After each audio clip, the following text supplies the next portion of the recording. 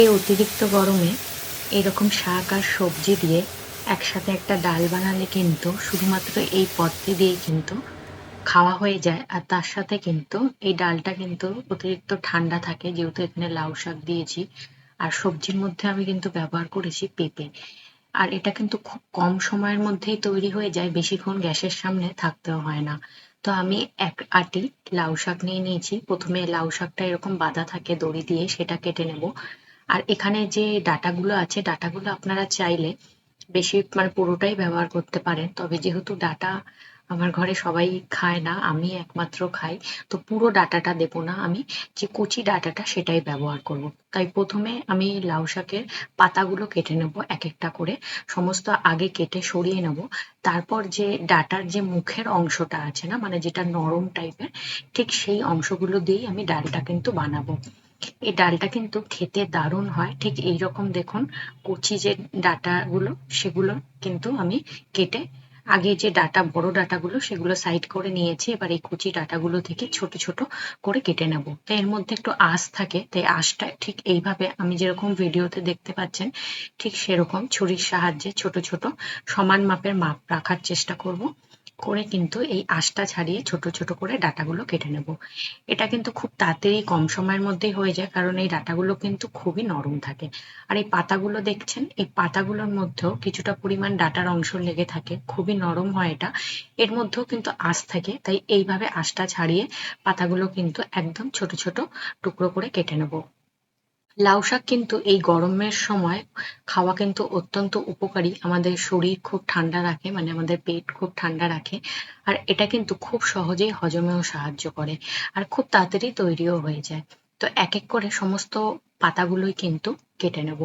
এবার শাকটা আমি ধুয়ে নেব। তারপর ততক্ষণে আমি এখানে 1 কাপ মসুরির ডাল নিয়েছি। এটা কিন্তু আমি গ্যাসে কড়াইতে সেদ্ধ করব না, তাতে সময়টা অনেক বেশি লাগে। আমি কিন্তু এটা কুকারেই করি, কিন্তু একটু একদম গলে যাবে না ডালটা। সেটা কিভাবে দেখুন, প্রথমে ডালটা ভালো করে ধুয়ে নেব, মসুরির ডাল। ডালটা ভালো করে ধুয়ে নিয়েছি, এবার এটা কুকারের মধ্যে দিয়ে দেবো। প্রথমে জলটা আমি কম দেব, আমি জল পরে অ্যাড করি। বেশি করে জল অ্যাড করলে আমার সমস্ত কুকারের মানে সিস্টেম আলাদা থাকে, জল কিন্তু আমার বেরিয়ে যায় যখন সিটিটা আসে। তাই প্রথমে ডালটা আমি এরকম কুকারের মধ্যে দিয়ে গরম করে নিই। তা উপরে এরকম ফেনা ফেনা যেটা থাকে, এটা নাকি ডালের নোংরা বলে। তো সেটাকে যতটা সম্ভব হাতা দিয়ে তুলে ফেলে দিয়ে পরে গরম জল অ্যাড করি। আর এখানে আমি কাঁচা পেঁপে কিন্তু এরকম লম্বা করে একটু পাতলা করে কেটে নিয়েছি। কাঁচা পেঁপে কিন্তু খাওয়া খুবই উপকারী আমাদের শরীরের পক্ষে। তাই ডালের মধ্যে কাঁচা পেঁপে কাটা দিয়ে দিলাম, তার সাথেই দিলাম নুন আর হলুদ। নুন হলুদটা আমি একসাথেই দিয়ে দিই। দিয়ে ঢাকা দিয়ে গ্যাসের একদম হাই ফ্লেম করে বাস একটা সিটি দেবো। তাতে ডালটা একদমই গলবে না বেশি। একটা সিটি দেওয়ার সঙ্গে সঙ্গে গ্যাসটা আমি বার করে দেবো। আপনি এরকম কিছু একটা জিনিস দিয়ে ধরে সিটিটাকে ওপর থেকে বার করতে পারেন, বা ঠান্ডা জলের তলায় যদি প্রেসার কুকারটা রাখেন সেক্ষেত্রেও কিন্তু গ্যাস সঙ্গে সঙ্গে বেরিয়ে যায়। ডালটা একটু নাড়াচাড়া করে তারপর যে পাতাগুলো কেটে ধুয়ে রেখেছিলাম লাউ শাকের, ডাঁটা পাতা সব দিয়ে দেবো। মিনিট 2-3 মতন ঢাকা দিয়ে সেদ্ধ হতে দেবো।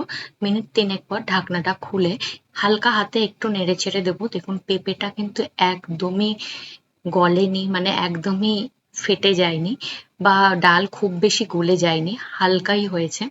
তো এখানে আমি একটু গরম জল অ্যাড করছি, যেহেতু জলের পরিমাণ অনেকটা কম দেখলাম। এবার গ্যাসের ফ্লেম মিডিয়াম করে কিন্তু আমি এটা 5 মিনিট মতন হতে দেবো।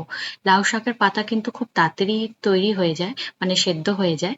আর এখানে যেহেতু আমি মোটা ডাঁটা খুব একটা দিইনি, সেক্ষেত্রে খুব তাড়াতাড়ি কিন্তু ডাঁটাগুলো গলে যাবে। মিনিট 5-এর মাঝে মাঝে আমি 1-2 বার নাড়িয়ে দিয়েছি। দেখুন একদম পারফেক্ট ভাবে সেদ্ধ হয়ে গেছে। এবার সাইডে রেখে সে একটা কড়াই বসিয়েছি, কড়াইয়ে সর্ষের তেল দিয়ে এখানে 2 শুকনো লঙ্কা অর্ধেক করে দিয়েছি, তার সাথে কালো জিরা ফোড়ন আর 2 কাঁচা লঙ্কা দিয়ে দিয়েছি। কাঁচা লঙ্কাটা এই তেলে দিলে গন্ধটা খুব ভালো আসে ডালের মধ্যে। তার সাথে থেতো করা রসুন দিয়েছি 5-6 কোয়া। এটা হালকা একটু বাদামি রং হলে এখানে অর্ধেক পেঁয়াজ দিয়েছি, একটা পেঁয়াজের অর্ধেক কুচি করে। পেঁয়াজটা কিন্তু একটু বাদামি রং হওয়া পর্যন্ত ভেজে নেবো, তাতে ডালের স্বাদটা কিন্তু ভালো লাগে। এবার যে বাদামি রং হয়ে গেছে পেঁয়াজটা, এই সময় কিন্তু আগে থেকে সেদ্ধ করে রাখা ডালটা দিয়ে দেবো। এই ডালটার মধ্যে কিন্তু কাঁচা পেঁপে আছে, আপনি যদি চান সেক্ষেত্রে বেগুন বা আলু দিতে পারেন। তবে আমরা ডালের মধ্যে খুব একটা বেশি আলু খাই না, তো আপনি চাইলে সেটা দিতে পারেন। পেঁপেটা দেখুন একদম গলেছে, কিন্তু এমন গলেনি যেটা খুব ভেঙে মিশে যাবে। একদম পারফেক্ট সেদ্ধ হয়েছে, আর কত তাড়াতাড়ি প্রেসার কুকারে এত সুন্দর ডাল সেদ্ধ হয়ে যায়। এবার একটু নেড়ে চেড়ে মিনিট ২ মতন ফুটতে দেবো। ফোটা হয়ে গেলে এর গ্যাসের ফ্লেম বন্ধ হয়ে ঢাকা দিয়ে রেখে দেবো। কিছুক্ষণ পর ঢাকনাটা খুলে দেখাচ্ছি, দেখুন ওপর থেকে পাতলা যে ডালের জলটা সেটাও ভাসতে দেখা যাচ্ছে, আর নিচে কিন্তু গাঢ় ডালটা। সবকিছু একবার মিক্স করে নিলাম। এবার গরম গরম ভাতের সাথে পরিবেশন করুন, সাথে দুটো বেগুন